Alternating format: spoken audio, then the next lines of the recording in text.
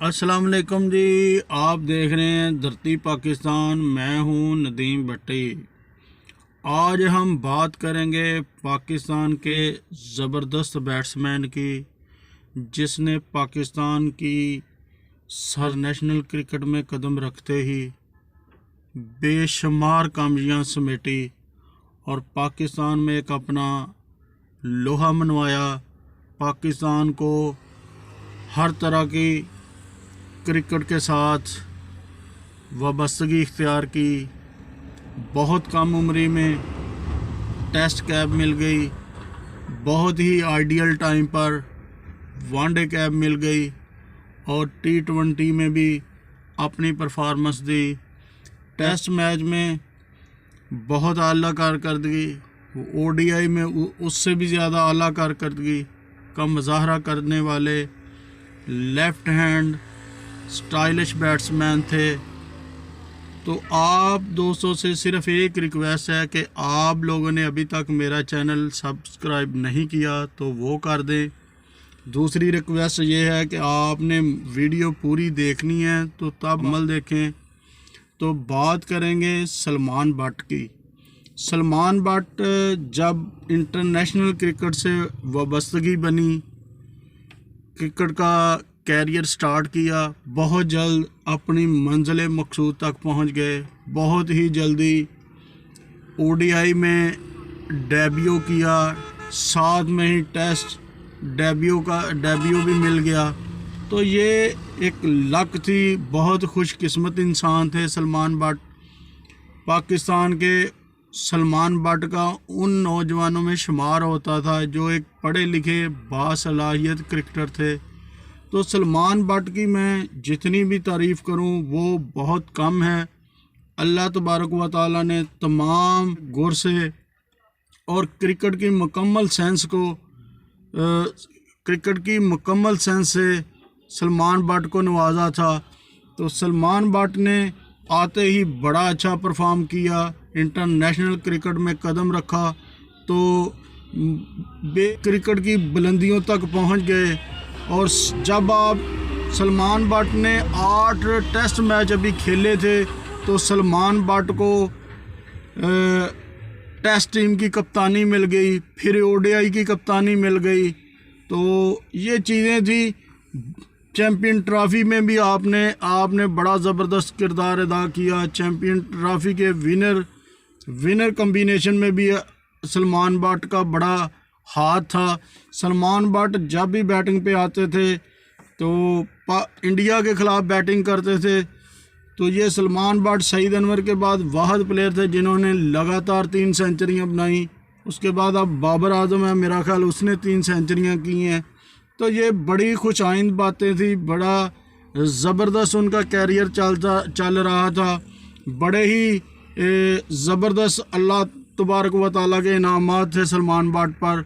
तो हुआ क्या कि सलमान बट ने अपने ही जाल में खुद के किए हुए कामों से खुद ही फंस गए, स्पॉट फिक्सिंग में मुलव्वस हो गए, जिसकी वजह से जितनी तेज़ी से उनका ग्राफ ऊपर गया था, सिर्फ एक काम करने की वजह से उतनी ही तेज़ी से उनका ग्राफ नीचे आ गया।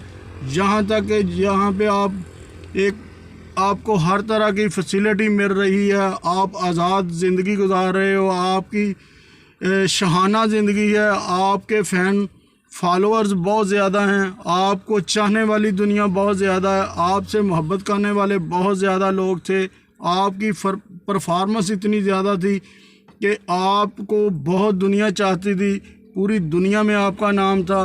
जब आपने एक गुनौनी हरकत की, छोटी सी हरकत की वजह से मुल्क का नाम बदनाम हुआ, फैमिली का नाम बदनाम हुआ, फ़ैन बड़े हर्ट हुए आपके इस काम की वजह से, जिसमें वो टेस्ट सीरीज़ चल रही थी इंग्लैंड में। तो सलमान बट कप्तान थे, उसमें मोहम्मद आसिफ का भी कैरियर ख़त्म हो गया। इतना बासलाहियत बॉलर था, आज तक दुनिया में ऐसा बॉलर ना पैदा हुआ है ना पैदा होगा। जितने भी क्रिकेट के लेजेंड सुपरस्टार हैं, सब ने यही बातें की कि मोहम्मद आसिफ बहुत बड़ा सुपरस्टार था।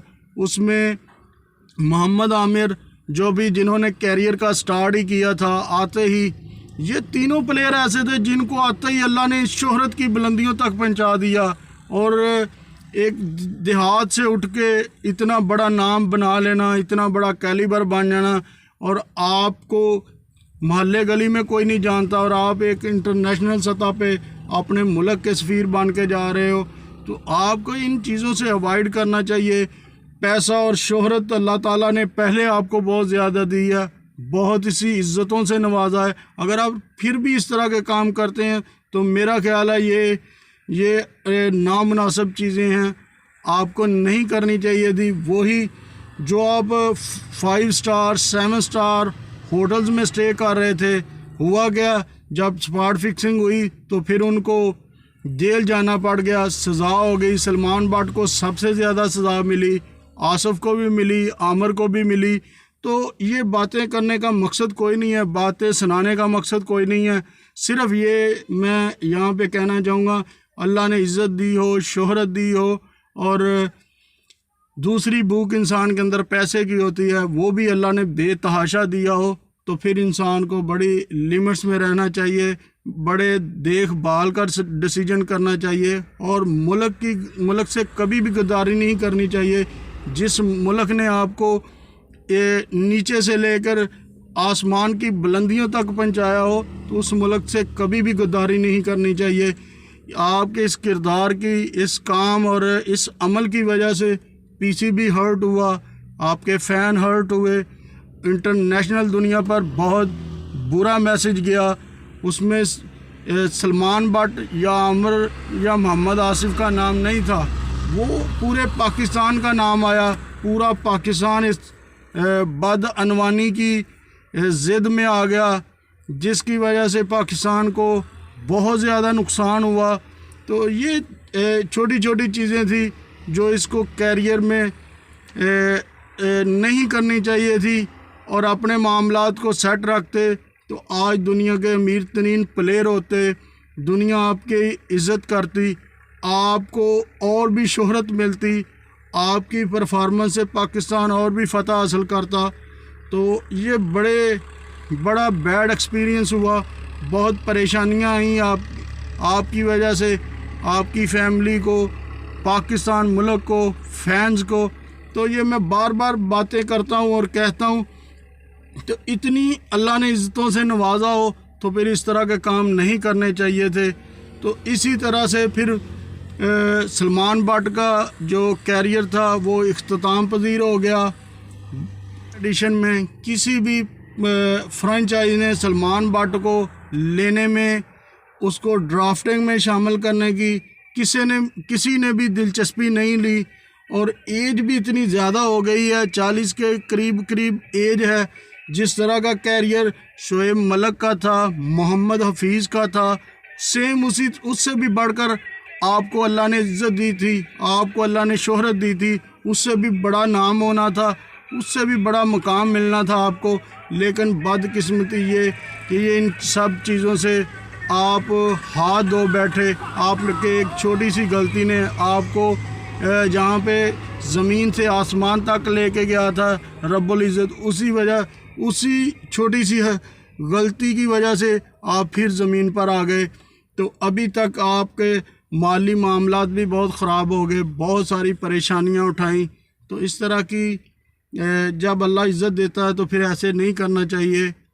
तो पाकिस्तान के लिए खेलना चाहिए, पाकिस्तान के साथ मुखलिस रहना चाहिए, पाकिस्तान के साथ किरदार अदा करना चाहिए। तो ये मेरी सलमान कल हाज़िर होंगे, आपसे मुलाकात करेंगे। आपका एक बार फिर शुक्रिया, आप इज़्ज़त देते हो, मोहब्बत करते हो। तो तमाम दोस्तों का बेहद शुक्रिया। कल फिर हाज़िर होंगे एक नई वीडियो के साथ। तब तक के लिए मुझे दीजिए इजाज़त। अल्लाह हाफिज़।